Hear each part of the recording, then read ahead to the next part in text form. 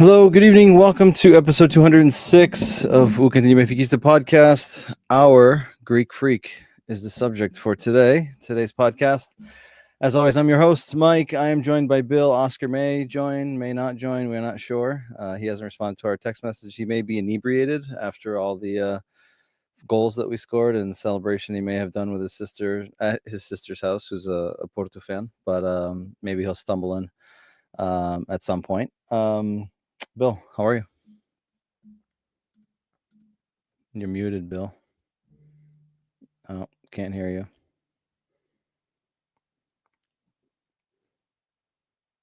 No, Bill's still muted. So I'll continue with my intro while Bill fixes the audio. Andrew, our friend DJ Infinite.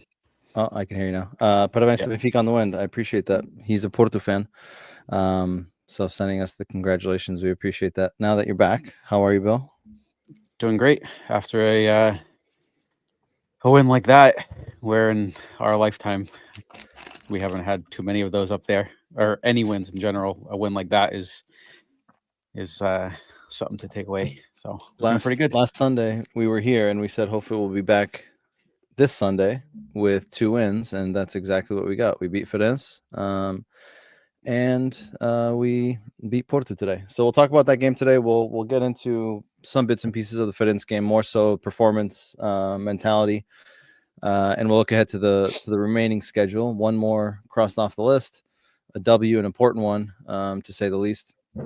First place on our own. Obviously, we have a game we have an extra game at this point now. We've been chasing for a few months in terms of having a game in hand. We now put a little bit of pressure on our rivals who play tomorrow against Braga, a big game. So let's get started here. But first, if you're tuning in, regardless of the platform that you're on, give us a like, follow, share, subscribe, do all those fun things for us. It takes about 2-3 seconds. If you're watching on YouTube, don't forget to subscribe, hit the bell button, hit the like button on this video. We'd appreciate it. And join the conversation. Let us know what you're thinking. How did you see the game today? How were you feeling about it? Was it more so a positive performance from Benfica, or was it more so not so great of a performance from Porto? We'll get into that, but curious to know what your thoughts are. So please, by all means, please join the conversation, make this interactive, and we'd love to hear what you guys have on your mind. Benfica starts this game, and I think there was a lot of question marks in terms of the 11. I was one that I wasn't really sure which way he was going to go. But truth be told, he comes out with his typical starting 11. He didn't, reinvent the wheel. He kept it simple. Trubin in goal, Tomás Araújo, António Silva, Otamendi, Carreras, Auschnes, Tino, and Kokshu in the middle, with Di Maria coming back into the 11, Pavlidis up top, and Aktur Koglu on the wing. Before I pass it to you, Bill, I forgot to mention, para quem esteja a ver em português, esteja à vontade de participar aqui nesta nossa conversa. Falamos português, percebemos português, por isso, se estiverem mais confortáveis em deixar os vossos comentários, as vossas opiniões na caixa de comentários em português, podem fazer à vontade, não precisam de andar a deixar comentários em inglês, por isso, estejam à vontade, participem aqui nesta nossa conversa e viva o Benfica. In regards to the starting 11, any surprises for you? I mean, after what we saw against Firenze, not really. I think for me, the big question mark was going to be, is it Bruma or Kerem partnering Di Maria, right? Because I think on the last pod you mentioned that if Di Maria starts against Firenze, it's in preparation for him starting against Porto, and it worked out that way. He started against Firenze. So when he started against Firenze, I pretty much knew he was going to start against Porto. And then to me, the big question mark was, okay, well, who's going to be on the other side? Is it going to be Bruma or Kerem? I think after the Firenze game, Kerem kind of solidified that.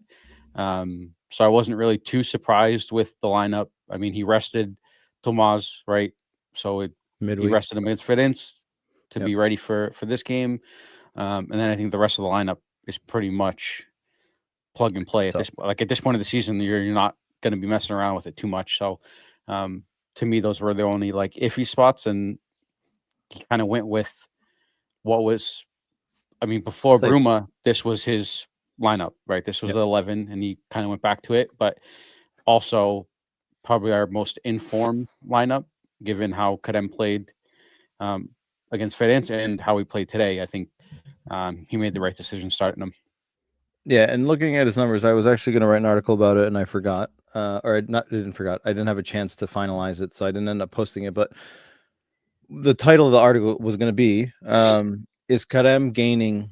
Or the purpose of the article was going to be, "Is Karem gaining form again at the right time for us?" Right, and just looking at his numbers, his first 10 games with Benfica, he scored 8 goals, 4 assists. He had averaged the 73.6 minutes per game, and he was involved in a goal, whether it was an assist or a goal, every 61 minutes. The 10 games following that, he had 1 goal, 3 assists, 73.9 minutes per game. So slightly more minutes per game, significantly less goals, significantly less, or 1 less assist. And he was involved in a goal or an assist every 184 minutes. And then his last 10 games, including today, he's got 4 goals, 3 assists, 53.2 minutes per game. So significantly less minutes. And he's involved in a goal every 80 minutes, more or less. I didn't get a chance to do the final math with today's minutes, but it's more or less around the 80-minute mark. So we can see a significant change in terms of his first 10, his next 10, and his last 10. And like you said, right, against Ferenc, I thought he played well. Today, I thought he played extremely well. I mean, not just defensively, offensively. We saw him, he looked a lot more like the Kerem that we saw in his first performances, right? He had a couple one-on-ones on that left side that he was just hosing João Mario. Like, he didn't know what the hell to do with himself. Had him in his pocket all game. Yeah, he had the ball off the post. I thought he played an incredible game. So, to your point, right, I think his performance against Ferenc, but what he's, with few minutes, what he's been able to do in his last performances, I think solidified him in this 11. I guess before we get into the game, Andrew says, honestly, after Benfica scored first, they somewhat broke down, and if Porto capitalized on some chances, we might be having a different conversation today. I know that we had talked about this on the chat, but I guess I'll go first here, Bill. I don't agree with the Benfica broke down. What I think happened is Benfica scores first, right? You're away to your rival. You score first in the 40th second or something like that, right? Naturally, you're going to drop off a little bit, right? Okay, we just scored, right? You guys are at home. You need to win, right? We need to win too, but we just scored, right? So we're going to give you the ball, and we're going to let you come at us, and we're going to try to hit you in transition. Where I think Benfica struggled a little bit is I think Porto had 2-3 chances, and I'll use air quotes. I don't think they were clear-cut chances. I think the clear-cut chance they had was the mess up by Florentino that they then went on a break and the bad pass, and Samuel wasn't able to get on the end of it. But apart from that, I think the other 2 or 3 half chances that Porto had were self-inflicted wounds by us. I mean, Tony has a stupid clearance. We made a couple mistakes coming out of the back. But apart from that play that Tino messed up, again, and you can consider that a self-inflicted wound because he loses that in the midfield and they just basically march down the field. I didn't think, while Porto had a lot more possession, right? We were talking about it before we went live, right? I think Porto had 66% possession in the first half versus Benfica 34. But I don't feel like they did anything with that 66%. And the numbers show that Porto had 0 shots on target. Do you agree? Yeah, I mean, they had the ball more. That was my one kind of complaint at halftime, was they had the ball. I wish we had the ball more. We were doing a lot of defending, but again, we were defending, but not necessarily like backs to the We weren't wall, drinking saving from for the like we weren't trying to drink from the fire hose. Exactly. Like it was defending, but we were doing a lot of defending a long way away from our net, which is fine. Like you said, we're away to Porto. You're going to expect them to react after conceding a goal 40 seconds in, right? So we drop back a little bit, take on some of that pressure, let them kind of move the ball back and forth. And like you said, I think their chances came off of our mistakes. And I never felt, outside of that, like the game was kind of out of our control. I felt like we were able to kind of keep them at bay. But I do kind of agree, if one of those do go in, correct, it's a different game. Like at that point, everything changes. We could win, we could lose. You never know. Right. Everything changes, and I think that's the frustrating part with. And it's not just today's game. It's been like this all season, where it feels like in these moments, a lot of example, right? Like it's our fuck ups is what's going to cost us. It's not like teams are coming in and like scoring a goal, well played. Like it's like we fuck up in the back, they score a goal, and then we're mental all right. lapses. Now we're fucking exactly. And then we're backs against the wall and have to fucking stress for the next 80 minutes.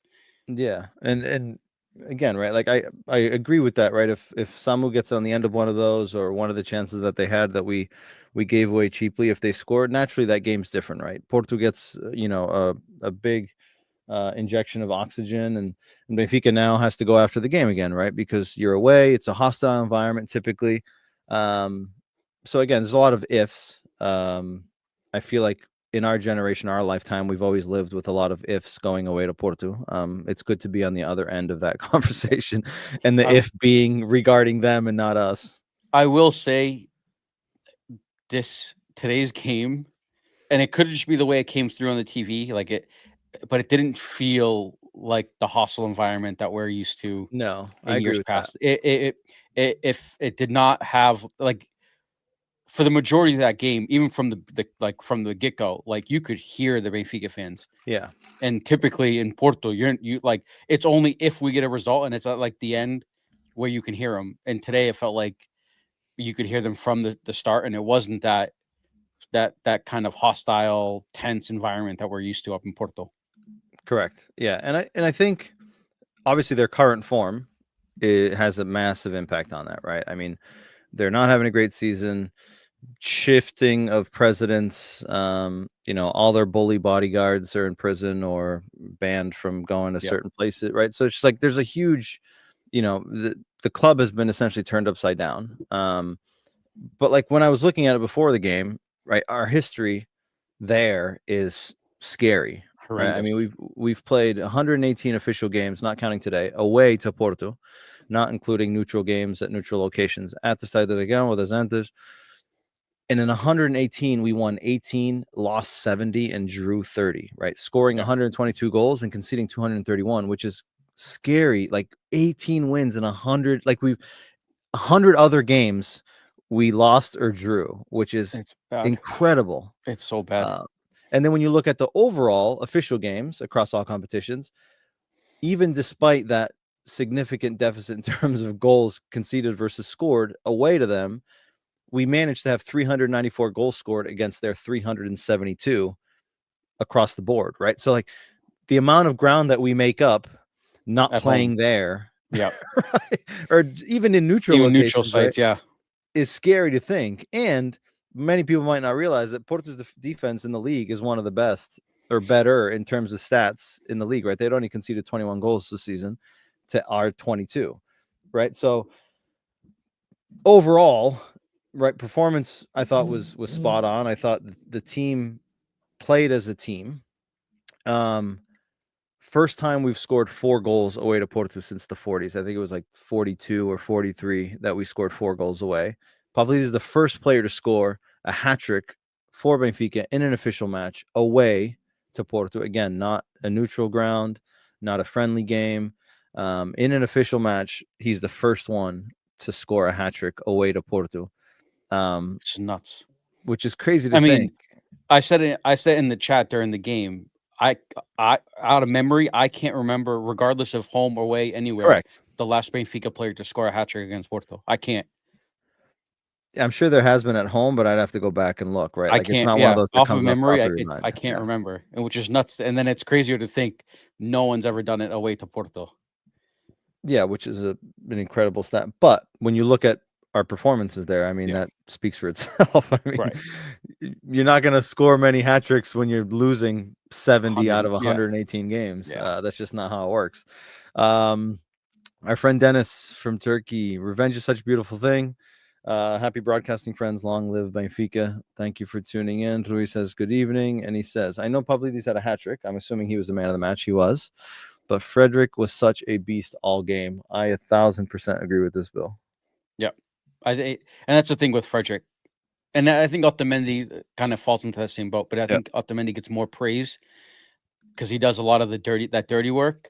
Correct. He's more visible in his moments. But Freddie is just, I mean, but it's not just today. It's every game. His motor just doesn't stop, and it's he does so much off the ball that, like, when he gets on the ball, he just he tends to do the simple thing, right? Just Yeah. get it, move it, Correct. and He's not flashy. keep it going. It's just all the work he does off the ball is crazy, and hats off to him because he essentially covers that whole like right side of the midfield because he's covering for Di Maria. He's Correct. working centrally. Like it's unbelievable the work rate he puts in every game. I mean, and today I think I saw it on Twitter. A lot of people were recognizing the work from Freddie today, and I think he does it so much, and he doesn't get a lot of the credit for it. And it's just unreal how much he fucking runs. Like it's never ending. Yeah, and he, if you watched it, I was watching it closely, and in that first half specifically, he was forming that front three from a pressing perspective with Yep. Pavlidis and Aktürkoğlu, with Di Maria a little bit further back, and he was pinching in a little bit more as well. So, and they asked Bruno Lage about that in the post match. So I think we have to give credit where credit's due, right? And I've been one that's criticized Bruno Lage. I've given him credit, and I think that specific type of dynamic and tactic that he had in this game, I think was smart again, because we know Di Maria doesn't want to press. We don't, not that he doesn't want to press, but we don't want to waste his legs doing that running, right? And putting Auschwitz there, right, pushes him up, right? And it doesn't work against every opponent, right? Let's be honest, because we've seen Freddie try to do this against Barcelona and against other clubs, right? You get torched. But in this moment, it made sense, right? You got Di Maria a little bit further back. You pinch him in. You let Freddie go press with Pavlidis and Aktürkoğlu, three guys that can press, that can make up ground, and can put pressure on the defenders. Then you have a Di Maria inside, and he recovered. He intercepted quite a few passes. He sees the game from the front. He's receiving the ball facing the opponent, right? He's not chasing. He's not getting the ball on the run. He did have a couple of moments where he recovered the ball in our defensive third, especially in the first 50 minutes where, he decided he was going to try to dribble across and then he hospital ball back to Tony. Yeah. Dude. Which stresses me out. But then he had a couple also in the midfield where he went to ground, got up, still maintained the possession, got a foul, right? And then he had another one like 2 minutes later, got a foul, right? So again, hats off to him in that aspect of being able to make that adjustment and say, okay, right. And he's coming from an injury, right? So that's another element that is important. So I think it's important for us to also mention that I thought he was a big piece. And I wanted to ask you about Pavlidis, which is we invested a lot of money in him, and at the beginning of the season there was a lot of criticism, and rightly so, right? Like, he wasn't scoring goals. He was putting in an incredible amount of effort and work. He was linking the lines between the team. But ultimately, we've talked about this before. Strikers are, I guess, evaluated on how many times they put the ball in the back of the net, and he wasn't doing that initially. Given his current run of form, and it's interesting to say because, right, with all the criticism that he had, he's now Benfica's leading goal scorer, and the gap between him and Di Maria, he's got 24 goals in all competitions. Di Maria's got 15, so he's already 9 ahead, which is crazy to think where he started. Do you think he's finally showing the investment that Benfica put into him? And while you give your answer, I'm going to bring Oscar in, but keep going.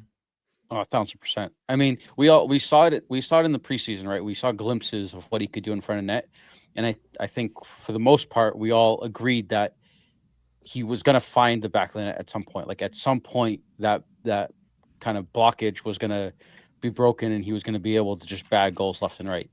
I think the frustrating part was we weren't creating a lot, and the chances we did create that he got, he was struggling to finish. I think that is where a lot of people got frustrated, right? Because he wasn't getting a ton of chances, and like the ones he did get, we couldn't finish. He was missing some flagrant ones too, though. Right?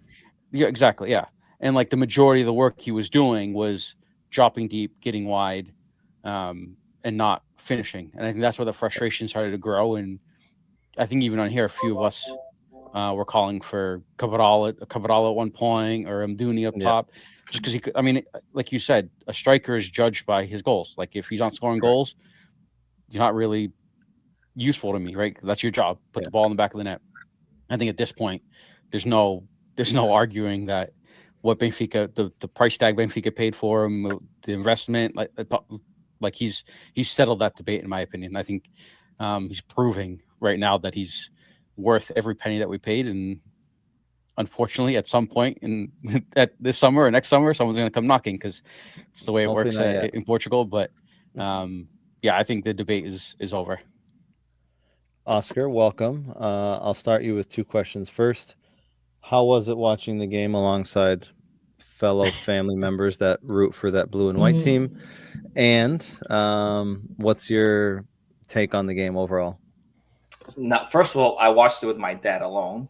My mom was in the Oh, kitchen, so it was just my dad and I. I was not oh, outside. I thought you were at your sister's house. Oh, I thought you were sisters. Yeah. Yeah, so I was just with my dad, and my mom. How was that? Oh, dude. So my dad, and he's probably like your guys' dad. He's always like, oh, o Porto vai Complain about everything. o Porto vai ganhar para aí 3-1. Yep. When the Benfica is up 2-0, o Porto não vai voltar. They're like, my dad is like, lembra quando o Sport ganha 3-0 o intervalo, and then Porto came back 4-3. Typical Portuguese. I'm like that. As Porto created one chance, like, no, relax, chill out. We're doing good. They have possession, but not doing anything with it. So yeah, it was fun. And then finally, when it's 4-1, and I'm like, "E agora?" He goes, "Jogaram bem." Surprised you didn't say tiveram sorte. Yeah, legit. No. Yeah. So, and then my mom was just clueless. So she's in the kitchen, and every time I screamed, and I had a horn there, so I kept hitting the fucking horn, like singing SOS. And I'm like, "Quem tá a jogar?" I'm like, "Oh, you kidding me? Don't know by now." She hadn't figured it out yet. No, it was oh man, like, we've talked in the past, like Porto seems like, especially at their home, has our number like for years, like since I remember. So so me going to Porto is like our Benfica going to Porto to me is like a nightmare. It's like, shit, we're in a good moment and they're gonna ruin it for us. That's what happened to the knees and all that. Jesus going on his knees and all that shit. Like, we almost there, and all of a sudden Porto ruins everything for us. And when getting this win, just everything, like, there you go. There's that bad luck goes away, and we finally. And then we called it the game that was the game of the season could be this game. Like either kill our morale or boost our morale. Mm-hmm. And I think the biggest boost we could possibly get is winning 4-1 and end it again. Yeah, and we do that result twice this season, right? We beat them 4-1 at home. We beat them 4-1 away. I'll start this question for you, Oscar. Do you think today's win is, how do you balance it out in terms of merit for Benfica and, I guess, lack of merit for Porto, in the sense of, I think we can probably all agree that this is probably one of, if not the worst Porto overall that we've seen in our lifetime, right? So where do you put that balance in terms of the credit in this performance and the result? The thing is, like, Porto could have the worst team in the world, and against Benfica, they seem like they have like Lisboa said, they have the game of the season. They'll leave it all on the field. And I think that I said last pod that we had is with Sérgio Conceição could motivate these players to, even though they don't have the skill, but they could eat the grass, right? They could absolutely go. Well, speaking of eat the grass, did you see the video of the coach eating the grass? No, I did not. What happened? He picked it out of the grass and ate it. Oh shit! Really? I did not see that. There's a video of him just like he puts a string of it in his mouth. It's so weird. But carry on. Yeah. So now this coach coming in doesn't have the culture. Never coached in Portugal, so he doesn't have he doesn't know what Benfica and Porto mean yet. You might see videos, but it's not the same as living it, right? Yeah. So it was an advantage that we had going into this game. Like we've had with many estrangeiro coaches for Porto in the past. They just don't know how to motivate the team. And we all said, Jorge Costa is going to have a big part in this motivation of the team. Yep. To go balls to the wall, just go nuts against Benfica like they usually do. But I think it was like Benfica started, and Bruno Lage started at the end of the game. They read the game plan was perfect. The coaching staff did a great job kind of analyzing every single thing about Porto. He implemented a few things, and I think it completely panned out. It was one of those games that they defended really well. Antonio Silva had a few mistakes, and it's almost becoming common for him to have these stupid mistakes and lapses of he forgets he's playing soccer. And then but the team as a whole defended really well. I saw Di Maria defending the ball today. Like nobody can say he doesn't come back, or playing with Di Maria is less defended. That guy was our right back at one point. And what I was saying before you joined to Bill was, we've criticized Bruno Lage. We've given him credit for certain things. And one thing that I thought was worth mentioning here was, I don't know if you noticed, but when Benfica pressed in the first half specifically, Auschwitz formed that front three with Pavlidis and Kerem, and Di Maria was further back and tucked inside, almost kind of saving his legs and giving him more of an opportunity to play the game facing it versus having to chase and run around like a chicken with his head cut off. Yeah, no, Di Maria to me had a perfect game too. He like that guy knew how to reserve like his energy, but when he needed to run, when he needed to defend, he was 100% all in. So it was just not. You see the João Felixes of the world where they just walk back or they think they're too good. Di Maria is 37. Sometimes Di Maria is 37 years old and playing for Benfica, not even on a Man City or Chelsea, whatever. It's a team that's like he came back to make less money just to say I came back to Benfica, and he's running his balls off. Like you have to give credit where credit is due, and Di Maria deserves a lot of it. It's insane to see this guy play and how smart he is of the ball. Like he knows exactly when to fall for the foul. Yeah, the experience. The only fuck up he had was in that first half where he wanted to take on the world. Yeah. Nearly gave me a heart attack. But like you could tell, like, damn, like we need to stop the game right now because the Porto has all the possession. Yeah. And that's the experience element. And he falls, breather. Like that's to me, you can't buy that. It comes with you. And Di Maria is just that guy. The experience. That's what we get without the Mendy too. Like just the experience, the years and years of playing. It's just you don't. It's hard to come by that, and you need it. You need it in a squad. You need those experienced guys, that are going to help lead everyone else and kind of dictate how the team plays, dictate the pace, dictate how things work out in a game. Yeah. But in this case, I think it's both. I think it's merit for Benfica. They read the game perfectly well, especially playing away to Porto, knowing that they're going to come out and attack. They didn't create much, so the game plan was really good. The chances we had to come off on counterattacks felt like we always created something. It was and then a bad pass there that we let them come. Self-inflicted. But other than that, I think the game was really well planned by Benfica. So it's both merit and demerit for Porto because Porto does not look the same. And we kind of I mean Porto. Yes, they're not as strong as they have been in past. They're still in third place. And they were only 9 points back. If they win this, they're 6. Exactly. Like they're third place. Yes, they're not as strong as they used to be, but they were still Porto's within reach of us. Like Porto, and exactly Porto is Porto in these games, and we've said it. The games Porto, Benfica, Sporting, like form doesn't matter in these games. It goes out the window, right? And it's all about who comes into the game with the bigger will to win. And I think today we did, right. And I think, like you said, with Di Maria putting in that work defensively, clearly shows that like these guys are bought in and they know how close they are to reaching the league and are just all in. Like that, no one's gonna slack off in these last couple games. And to think that the guys who brought in we still had subs on the bench that killed the JV starters.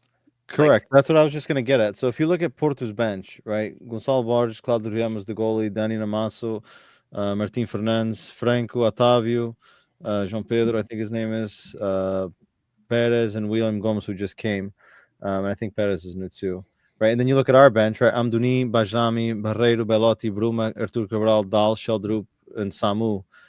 Right, just like I sent a screenshot on our group. Belotti, did they say Belotti?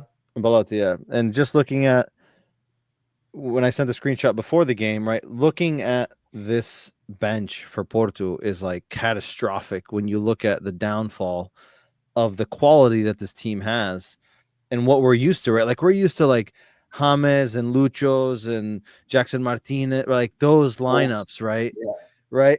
And you look at this, like out of that bench, who do you pick out that you could be like, that's a top quality player, right? Like the drop for them has been substantial. And like I said before you joined, Oscar, like this club has just been turned upside down, right? From the president change to the coaching change. I don't know if you guys saw Cruz Azul on social media. They posted, Tweeted out The red, red white, and yellow, the red and white. which is terrible. But yeah, I think I agree with Oscar. I think it's a 50-50 in the sense of I thought Benfica prepared well. I thought we played well. We looked like a team. But man, this Porto team is just miles away. And it's crazy to think how they were, if they were to win, they're 6 points back from us, which is crazy to think how, I don't want to say bad, but bad this league, our league is, right? Like the quality of the fact that this Porto would have still been within striking distance of us had they won today, which is alarming. Yeah. It's a little. I don't know how that. If Benfica had this bad of a team, they'd probably be like fighting for fifth. Benfica with a team like this, we went through those years in the late 90s. Yeah. Right? Like, and I feel like Porto's going through that. We called it our Vietnam. I feel like Porto's going through that phase right now. Now it's a matter of how long does it last for them, right? Sporting went through it. Benfica went through it. Porto never went through it, at least in our lifetime, right? 40 or so years. Are they going to go through this phase, and how long is it going to last? With their financial problems, it could last a little while. Benfica went through it. So I'll be curious to see how fast they're able to bounce back.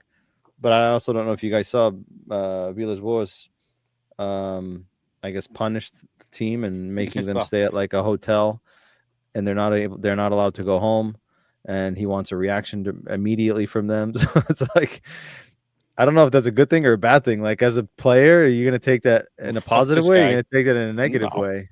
You just got smashed at home. So you got smashed at home, and the president's telling you can't go home. You got to go stay in a hotel. So you're gonna go to a hotel and then what? Go to practice tomorrow? Stagio. They're doing stagio. Yeah, essentially stagio. He's not letting them go home. They're not able to go home, which is crazy. But curious to see how this pans out. But I mean, it's their problem. We've already had our problems like this. You saw at 3-0 before Porto scored the 3-1. The fans were leaving. He was asking to come out. Yeah, and then he ended up staying on. And he stayed in the. So he's not hurt. He's just giving up. Of course. I mean, let's not also forget we had that same situation last year. In my opinion, when we lost there 5-0 and Otamendi gets sent off, right? For me, that was like, I don't want to be here anymore. Let me just fucking get sent off, right? So get me out of here. We've been on both ends of that, but I agree, right? Like getting in red because he's physical, because he's pissed off, he's losing, is different than asking to come out because he doesn't want to finish the game. For me, it's the same thing. You don't want, you bypass the asking, so no one sees it, and you're just like, ref, instead of asking your coach to take you off, you're asking the ref to take you off. Hey ref, get me off. Seriously, I don't want to ask my coach, so can you just send me off, and I'll come off the field. Run through some of these comments. Ricardo Ferreira says, parabéns amigos pelo vosso trabalho e esforço, e hoje então foi olé, e podiam ter sido ainda mais 3 ou 4. I agree, podiam ser mais 3 ou 4. Benfica não teve, se Benfica tivesse a eficácia que teve em outros jogos, podia ter aqui resultado histórico. Mas either way, it was historic. Mikey says could have been 6-1 today.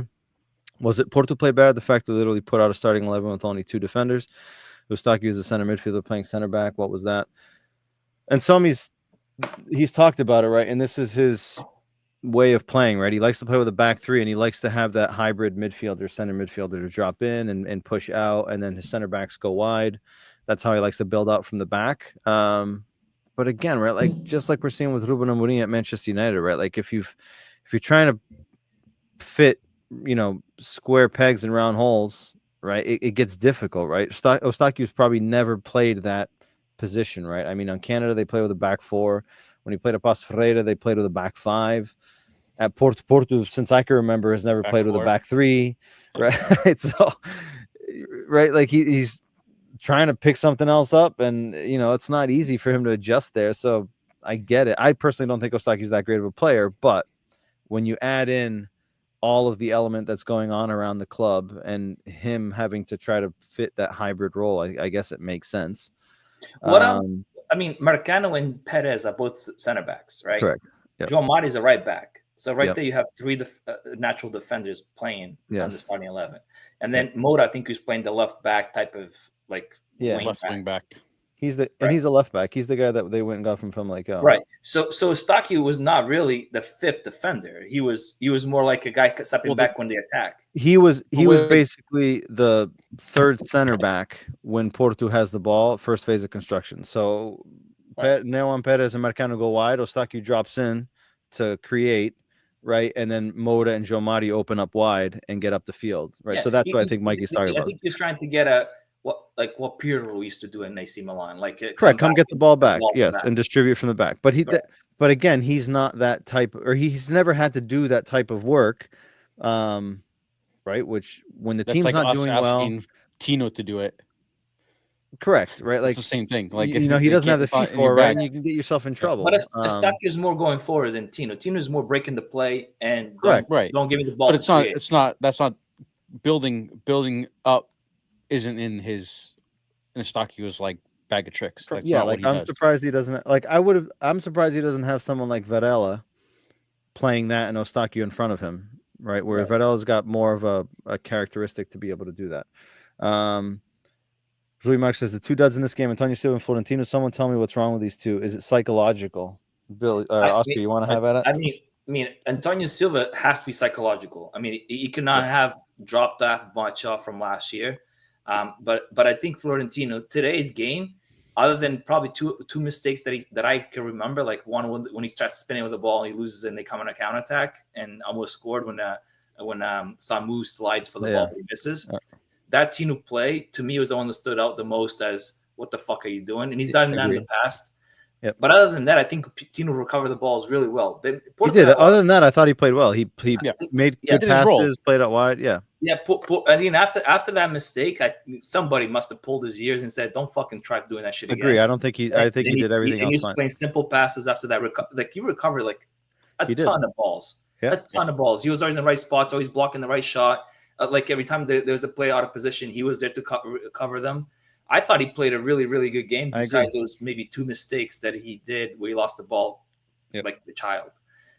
So Tino's fine. Antonio Silva is a different story. I just like he clears the ball right to their players. Like it's almost like, what are you doing? Like dude, that first one, Samu got his foot on. Dude, he's literally he's like standing there with the ball long to make a decision, and then by the time he actually does, it's too fucking late. And he does it all game though. There was so many. I was paying attention to it after that.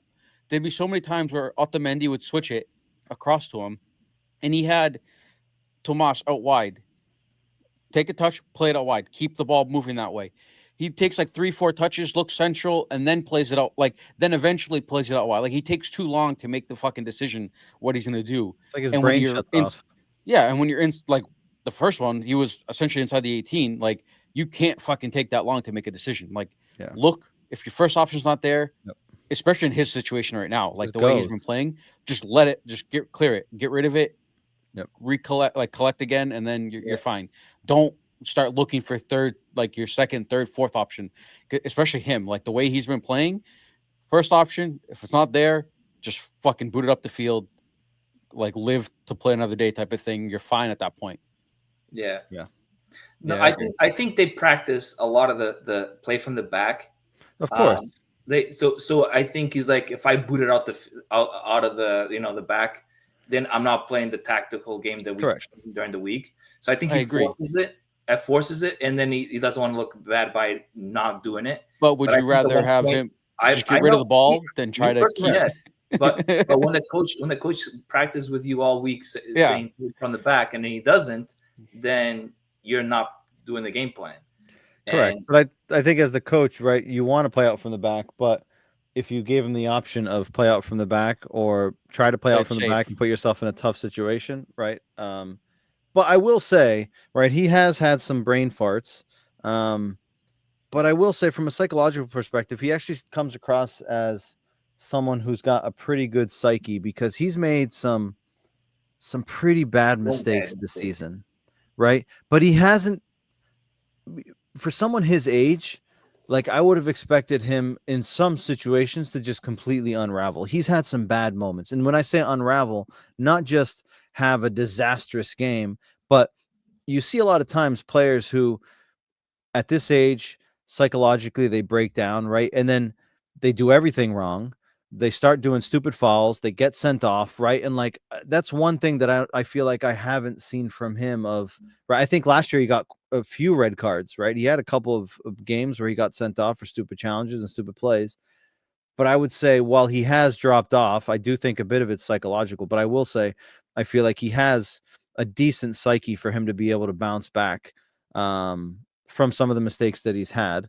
Jean Miguel says we saw Ferri broke down drastically, and Antonio Silva has not. He's keeping it going at least, and it came out after the whole Ferro situation that psychologically he had a lot of issues. I don't know if it was depression or what the case was, right? And that's extra football, right? That has nothing to do with the game. So I do feel like while he has made mistakes, for his age, I feel like he's bounced back, right? Like today, away to Porto, right? That first play, right? Easily, his legs could have started to shake a little bit extra, right? You're away to them. You're muted, Oscar. You're muted. You're muted. Unmute yourself. No, I was about to say, like, his legs didn't shake then, but then on their goal, he's like he fell Correct. asleep. You're just watching. He's Yes. spinning. I'm like, no idea what Samu is. Like, Yeah. I'm like, what the hell are you doing, dude? Legit. It's like you're playing video games and your character glitches and he just keeps running in circles. Your controller breaks. What the hell's going on? There was another comment that I wanted to hear. Pedro Matias says, great game today. Was this one of Benfica's best games in the league this year? What do you think, Bill? Probably. I mean, it's hard not to look at it that way because just given like the context of away to Porto. Like I think we've had great performances, good results. I mean, at home to Porto stands out.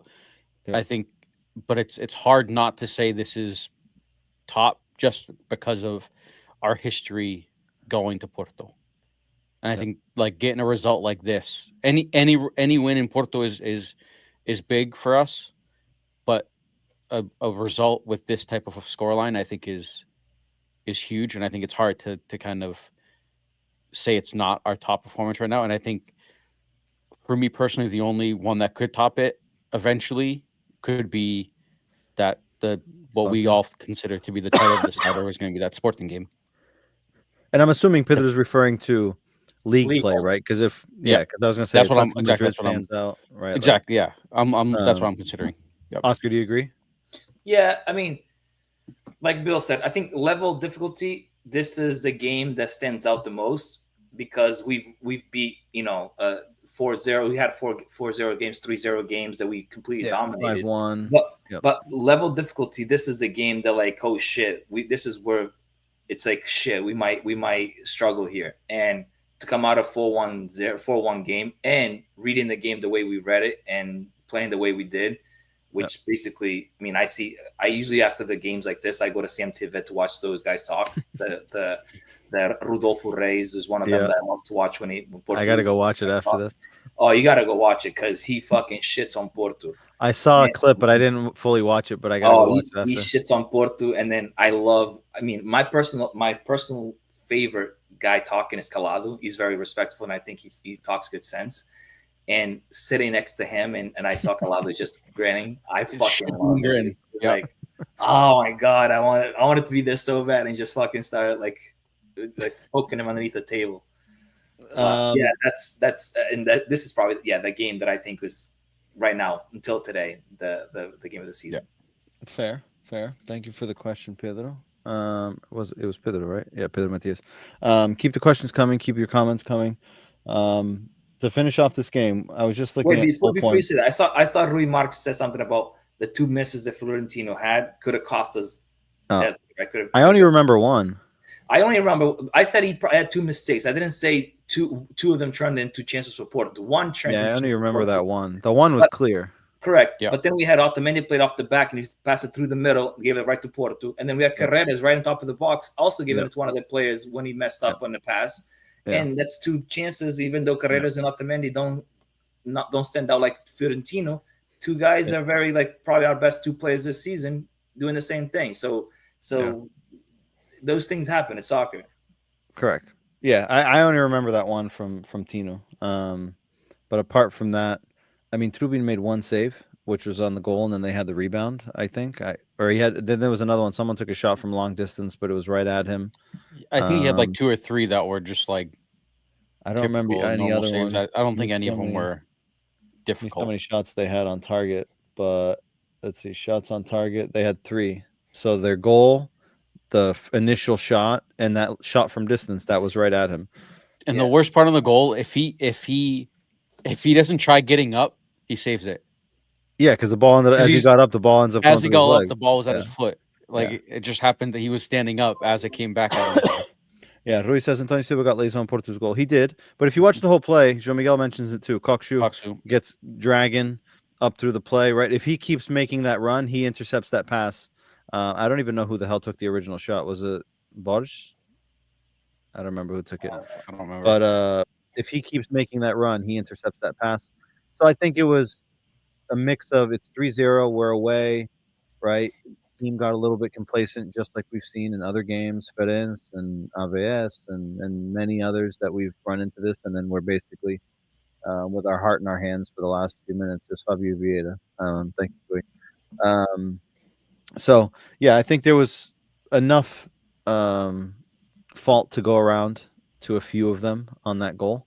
I could argue that Trubin probably should have knocked it forward. He could have knocked it wide.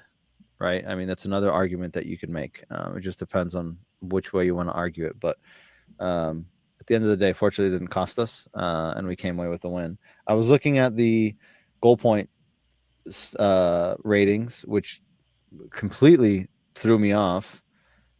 Auschnitz's goal point rating for the game was 4.9. I think that don't even look at that side anymore.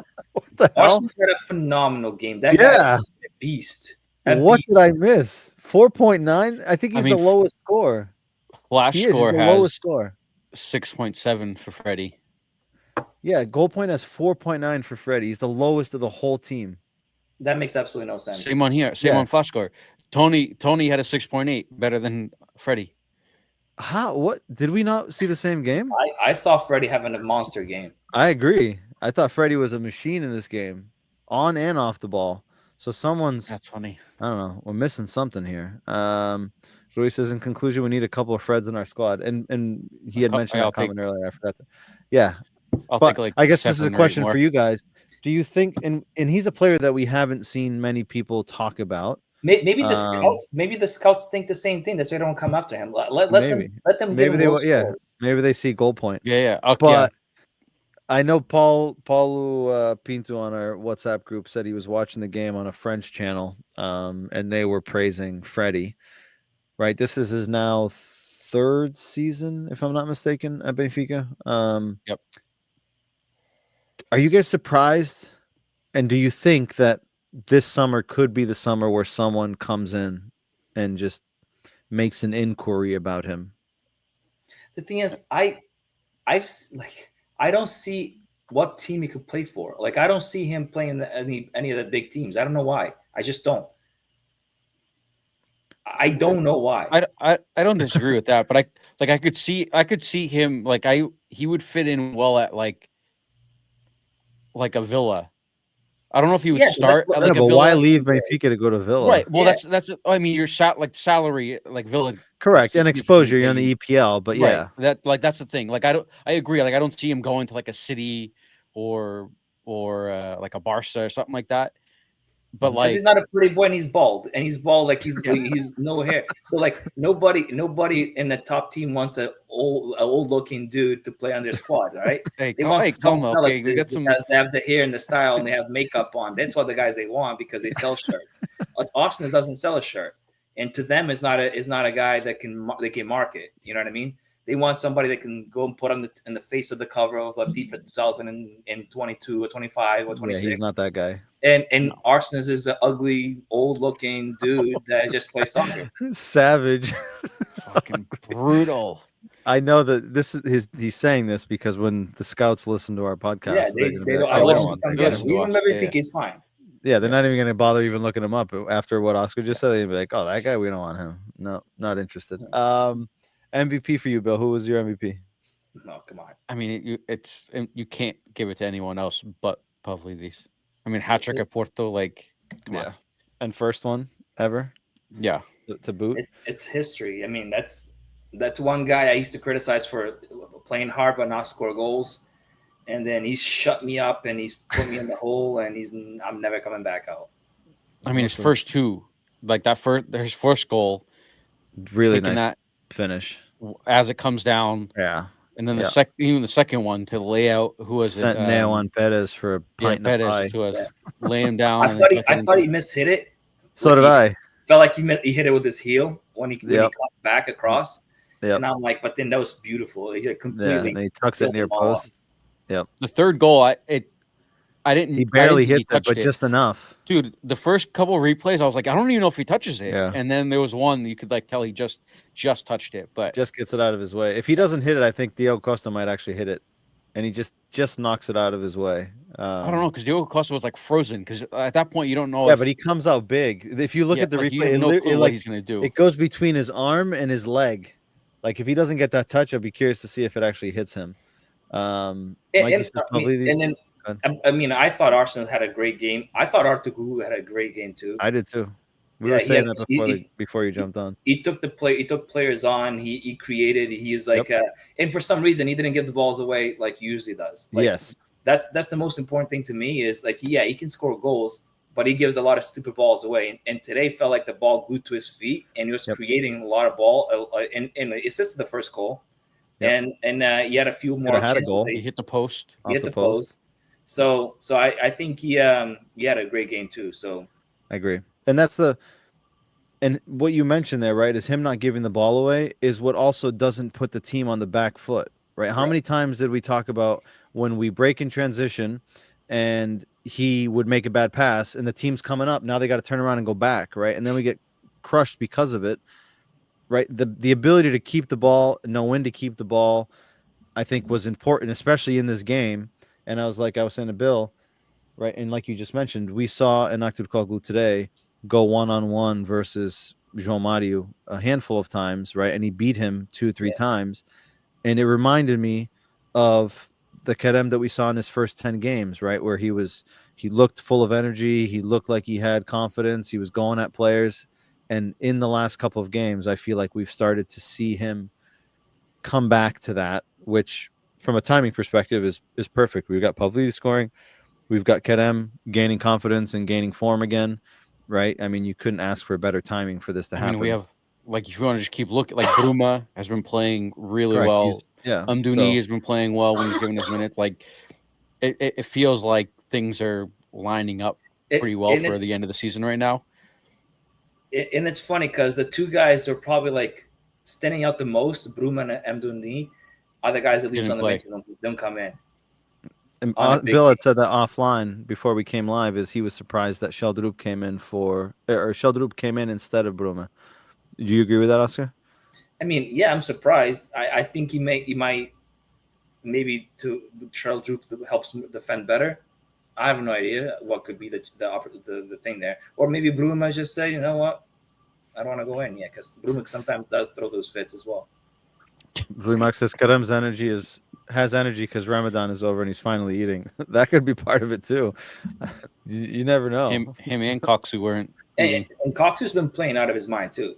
He has been playing well, hustling off the ball. So again, you couldn't ask for this team to be able to hit their stride at a better moment. I mean, this is our 8th straight win in the league. And again, we're at the point where against Ferenc, we didn't play great, but we won, right? And we're at the point of the season where I don't care if you go kicking and screaming, as long as you walk away with the 3 points, that's what matters the most at this point. It's not about, the fancy performance or how great it looks. It's, did you win? Yes or no? And that's the important piece. Mikey says, do you guys think if we Bill, go ahead and answer, Bill. Do you guys think if we let Schmidt stay, these guys would gel the same right now?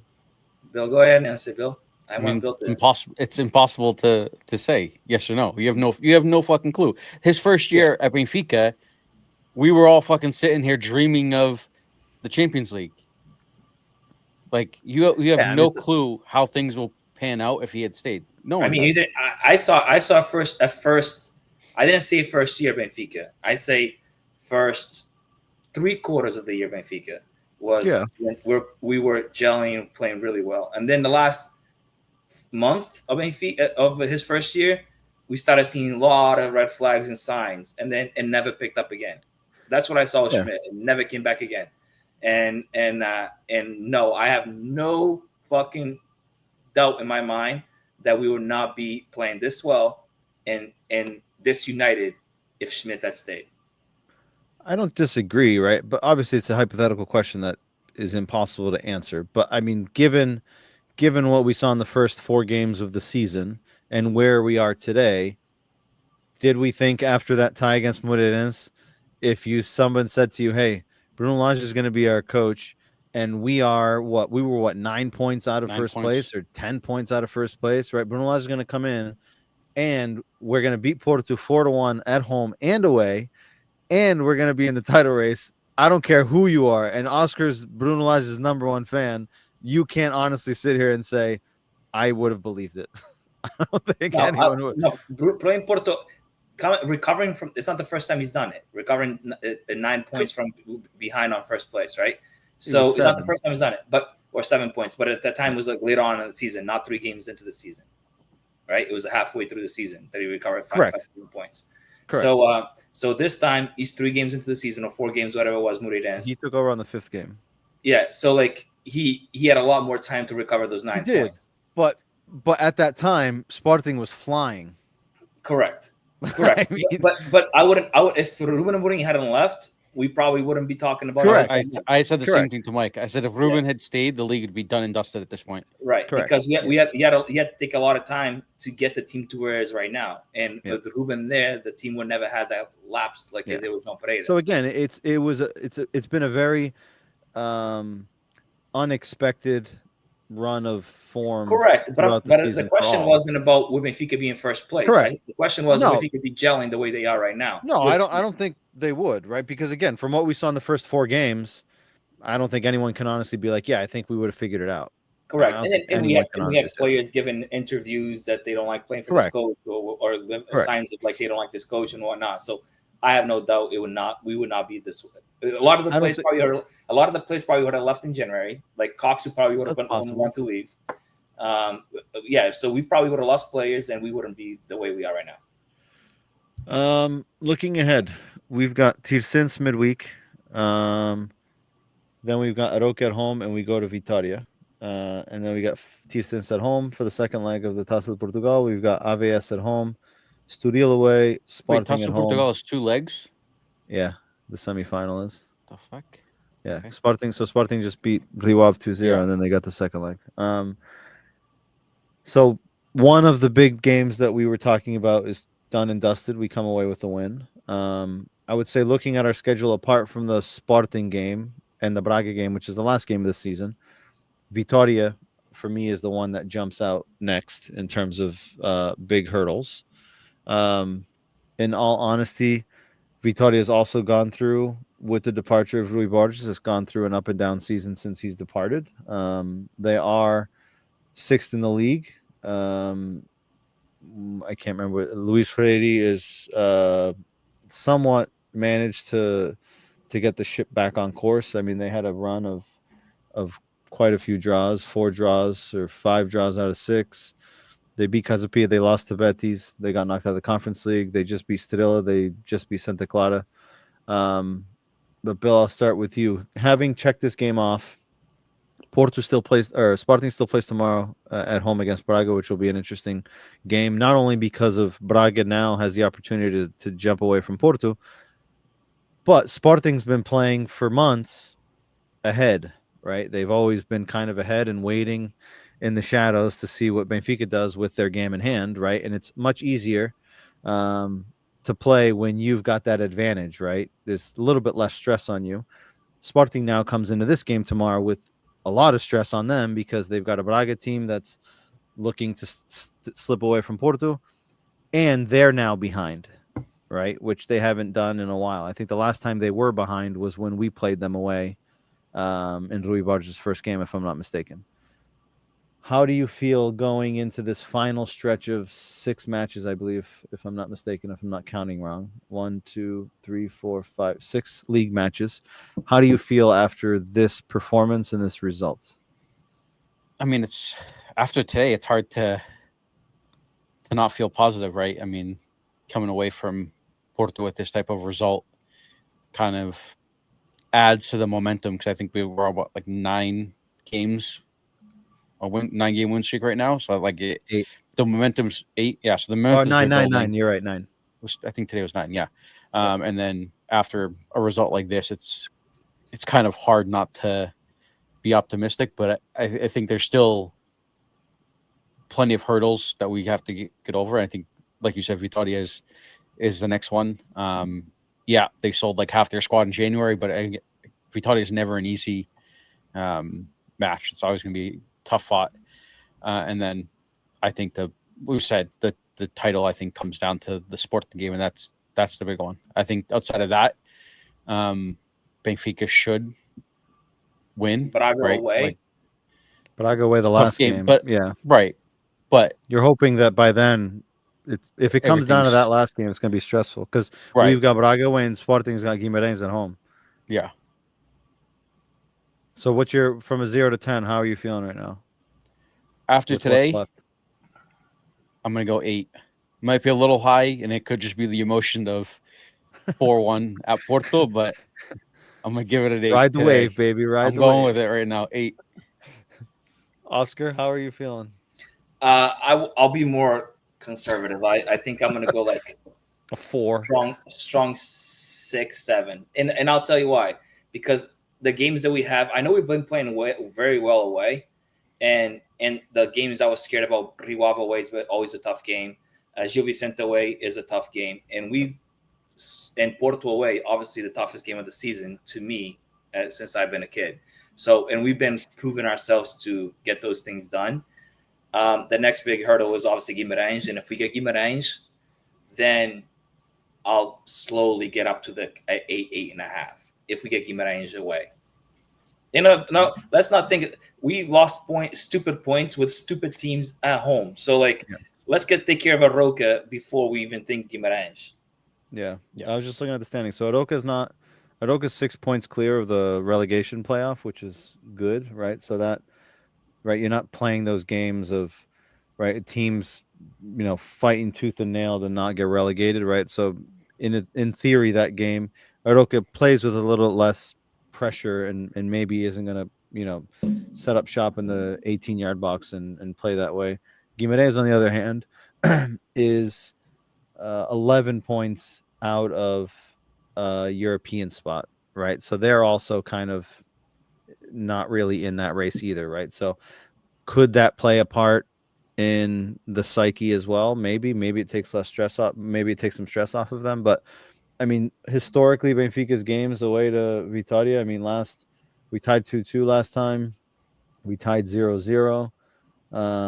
We won there 3-1. We won there 3-1. We won there 1-0. So I would say, apart from, in our last 10 against them, in all competitions, 2 of those games being the Taça, we've won 1, 2, 3, 4, 5, 6, 7 out of 10. The last 3 have been ties, 2 for the league and 1 for the cup.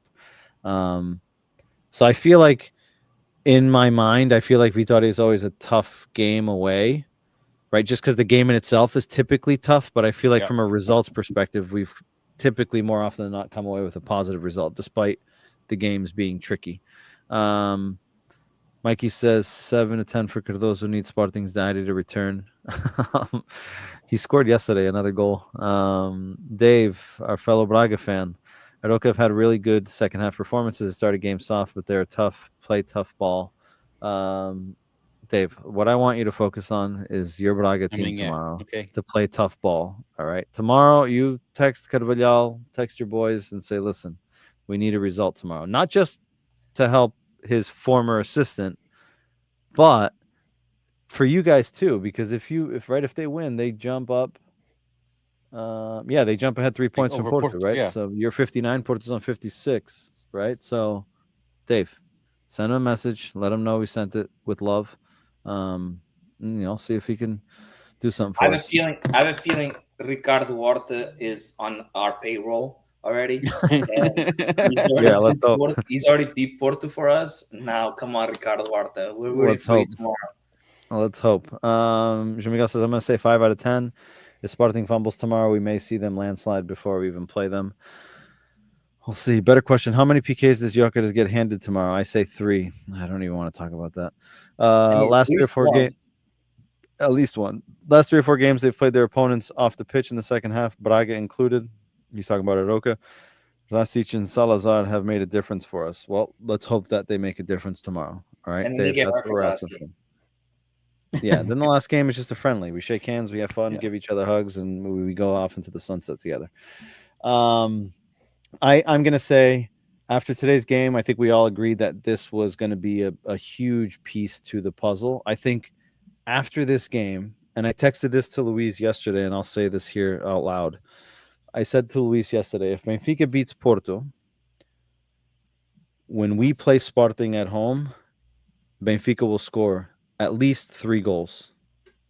I don't know how many goals Sporting is going to score, but I feel like psychologically and mentally, I feel like this game can give us a huge boost to the team. I know that there was fans that were going to go wait for the team at the stadium when they arrived.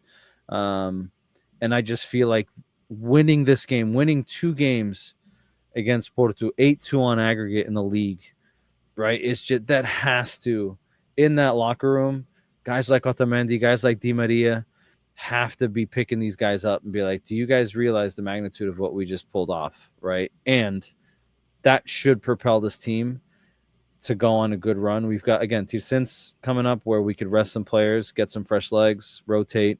We've got Aroca at home. Up, we play them at home again. Correct. Exactly. Yeah.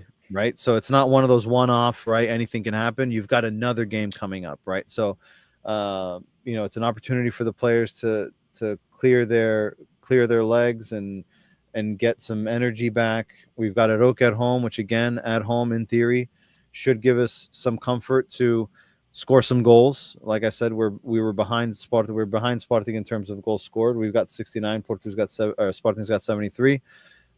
If it comes down to that for whatever reason, that's one of the tiebreakers, right? So it's another opportunity for us to put the ball in the back of the net. Or goal difference first? I believe it's goals. So it's head-to-head first in Portugal. We're like going, and I don't know if it's goal difference, but right now we have both 23 goals conceded. Correct. But I don't know. It may be goal difference. It may, but the Portuguese league is like the only one that does it all backwards. Everyone else does goal difference for head-to-head, but nonetheless, we're 4 off of them with obviously 1 extra game. But I think it's an opportunity for us we have games where we can take that chance and maybe score a few more goals and not concede stupid goals like we did against Ferenc. So we've got Tirsen's midweek. I think it's Wednesday, if I'm not mistaken, the 9th. That's what Wednesday, right? 7, 8, 9. Yeah, Wednesday. We play Wednesday, and then we play Aroca on the 13th, which is Sunday. So we'll be back here next Sunday to recap, hopefully, a week of 2 wins, and hopefully a week that we're in first place by ourselves and we don't have to worry about anyone else. Mikey says, I'm in Yoto tomorrow. Aren't we all? What does this result do to Porto going forward? What do you guys think? I hope they have a little taste of what I had in the 90s and in the early 2000s. Yeah. That's my hope.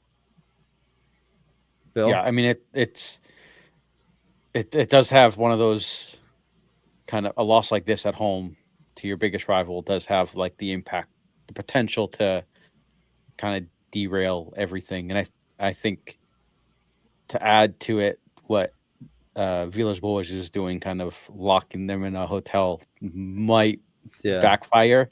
Like I don't know how grown men are going to take that message that you can't go home and see your family, considering I'm assuming they do, like I think Benfica normally does like the staggio the night before, like they have been gone for a night already, and I don't know how that's going to go over with these guys.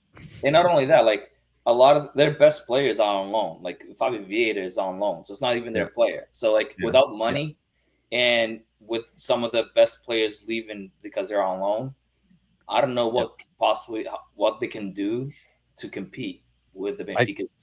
I texted Mike before at the start of the game, and I go, "This is a risky financial move for them to supply every fan with a bandana before the game." I'm like, it's a lot of money out the door. I think Porto is strapped for cash, right? That's well known. AVB's injected with money of his own. They've had money given to them to be able to pay certain things off. They sold Nico Gonzalez, Galeno, right? That helped them kind of lower that deficit, but they're still struggling financially. If Porto doesn't get into at least Europa League, they are in big trouble. And that's Europa League's like the minimum, right? Because you're not getting that much money, right? Porto ideally needs Champions League. Them not even getting into Europa League. Fourth place is not Europa, right? League. It's it's conference. Yeah, third place is Europa. Second place is playoff for Champions League, and first is direct. Right, we've lost the European slot. We've lost one. That's right. Porto not getting into at least Europa League, they are in big trouble if they're already in financial issues. And then they don't have that many assets to sell. Like Diogo Costa is probably the most valuable. They just sold them. Correct. Diogo's the only one. They sold all the other ones. Who else do they have? How much you're going to get for a keeper? Yeah. Like that's right. That's what I'm saying. Like it's not the big 80, $90 million transfer you want. And they lost. You said Nico and Galeno, but they also lost Nielsen too. Oh yeah, I forgot about him to Bournemouth. Yeah. So I mean, look up and down their roster, like you said, Oscar. Who's their big prize selling? I mean, other than Diogo Costa, probably the only other one is the Mora kid, the young kid. Yeah, the young kid. But again, you're not going to get a ton of money. Yeah, he's only played 3 months. Yeah. He hasn't like had an impact, right? The team's struggling. They don't make it a Champions League. They don't make it a Europa League. What club's going to come in and be like, oh, we're going to give you 80 million? Hell no. They're going to be like, dude, you guys need cash. We'll give you 25. We'll give you a percentage of future sale. And a bag of balls. Here you go. Yeah, Samu, I forgot about Samu. He's valuable, but I think they only owe 50%. Yeah, they only owe 50%. So even if he's sold for 50, he's only going to be 25. Yeah, and then you add in all the fees, agent fees and stuff. Yeah, right. What do they end up walking away with?